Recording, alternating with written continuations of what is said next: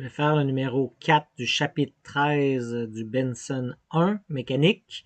Ce qu'on nous dit, on a un vaisseau qui est entre la Terre et la Lune, et ce vaisseau-là, en ce moment-là, à cet endroit-là, la force de gravité qui est exercée entre la Terre et le vaisseau est égale à, je ne sais pas pourquoi ça fait ça, donc la force ici qui est entre le vaisseau et la Lune. Donc, il y a une somme de forces égale. On cherche ce point-là où est-ce que ces deux forces-là s'annulent, donc qui sont égales.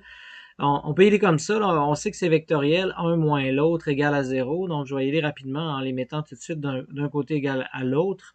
Donc, j'ai G, la masse de la Terre, la masse du vaisseau sur la distance entre le vaisseau et la Terre. Donc, je vais appeler ça R1 au carré. Donc, ici, je vais appeler ça R1.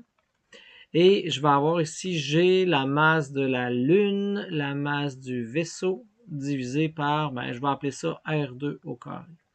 C'est indépendant de la masse du vaisseau, c'est indépendant de G.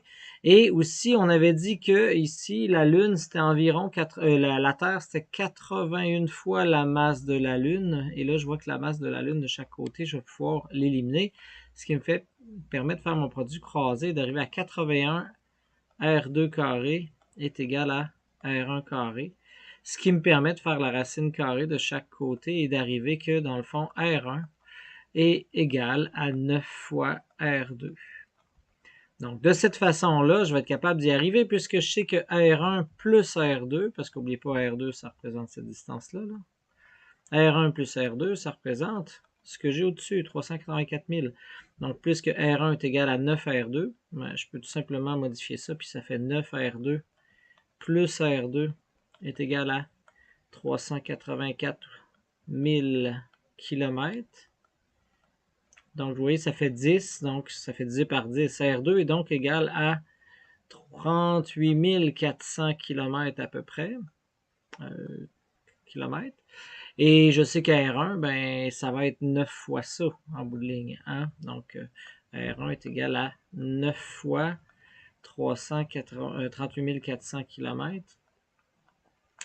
Et si je le fais, ça me fait 9 fois 38400. J'arrive à 345 600 km.